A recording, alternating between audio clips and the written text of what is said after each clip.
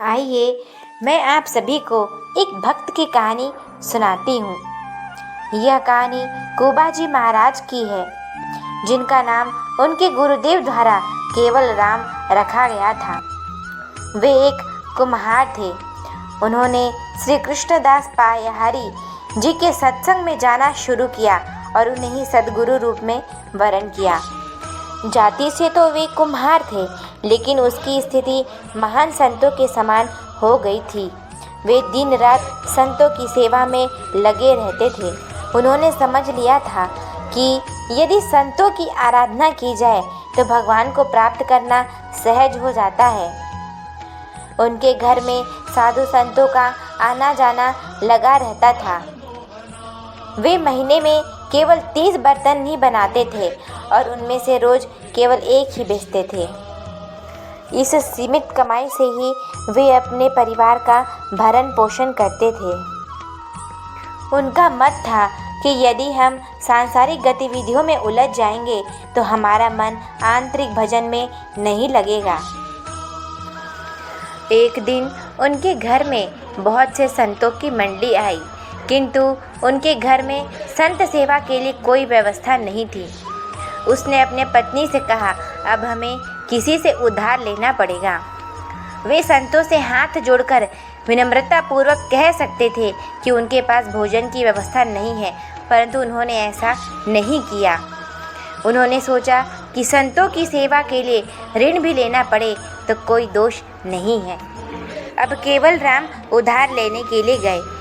कई महाजनों ने उधार देने के लिए मना कर दिया, परंतु एक चतुर महाजन ने कहा, यदि तुम मेरा एक काम कर दो तो जितनी भी सामग्री चाहिए मैं दे सकता हूँ।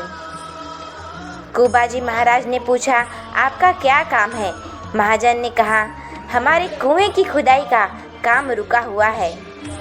यदि तुम उसे पूरा कर सको तो मैं तुम्हें संत सेवा के लिए सामग्री दे दूंगा। यह सुनकर कुबाजी महाराज ने खुश होते हुए सहमति दे दी। कुबाजी ने संतों की सेवा के लिए उधार लेना भी स्वीकार कर लिया। वे संतों की सेवा में इतने तन्मय थे कि उन्होंने सेवा की सामग्री ली और संतों की सेवा की। उनकी पत्नी भी इस सेवा में सहभागी बनी। फिर वे दोनों महाजन का किया हुआ कार्य करने के लिए वापस आए। वे खुदाई करते हुए हर पल राम नाम का उच्चारण करते और वे आपस में भी ईश्वर का नाम लेकर ही संवाद करते।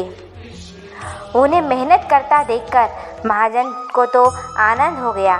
वह सोचने लगा कि थोड़ी सामग्री देकर उसने बहुत बड़ा कार्य करवा लिया। जैसे जैसे फावड़ा चलता, केवल राम जी सिया राम कहते, मिट्टी निकालकर तसले में रखते और संकेत में अपने पत्नी से कहते, सिया राम अर्थात उठाओ। इस प्रकार वे दोनों एक एक कदम आगे बढ़ते। अब वे कुआं खोदने में तल्लीन हो गए। खुदाई के दौरान मिट्टी खिसकने लगी, क्योंकि चारों ओर रेतीली मिट्टी थी। कुछ ही समय में हजारों मन मिट्टी खिसक गई और अचानक ऊपर की पहाड़ी धंस गई और केवल राम जी मिट्टी के नीचे दब गए। अब किसी को भी यह संभव नहीं लग रहा था कि वे जीवित बचेंगे। उनकी पत्नी को भी समझाया गया कि अब कुछ भी संभव नहीं, लेकिन वह धैर्यवान थी।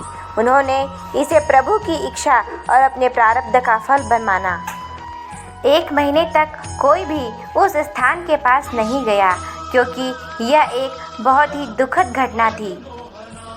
1 महीना बीत गया और तभी उधर से गुजरने वाले कुछ लोगों ने अचानक नाम ध्वनि सुनी, सिया राम सिया राम। यह ध्वनि अत्यंत आनंददायक थी। जो भी उस स्थान के पास गया वह इस नाम ध्वनि को सुनकर रोमांचित हो उठा। लोगों ने यह भी सुना कि सिर्फ नाम ही नहीं, बल्कि मृदंग और करताल की ध्वनि भी आ रही थी। उसी समय उधर से एक राजा गुजरा, जिसने भीड़ देखकर पूछा कि यहाँ क्या हो रहा है। तो लोगों ने बताया कि यह स्थान वह है जहाँ केवल राम कुआं खोद रहे थे और मिट्टी के नीचे दब गए थे। राजा ने यह सुनते ही आदेश दिया कि तत्काल खुदाई करवाई जाए।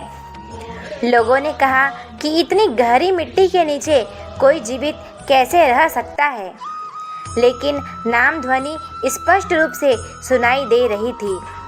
जब मिट्टी हटानी शुरू की गई तो एक गुफा जैसी संरचना दिखाई दी। प्रभु की कृपा देखिए, जहाँ केवल राम जी बैठे थे वहाँ मिट्टी नीचे तक गिरी ही नहीं थी, बल्कि ऊपर ही रुक गई थी। यह एक चमत्कार था। जब सभी ने देखा तो पाया कि केवल राम जी आरामदायक मुद्रा में सिया राम का जप कर रहे थे। उनके पास सुंदर पात्र में भोजन और जल भी रखा था।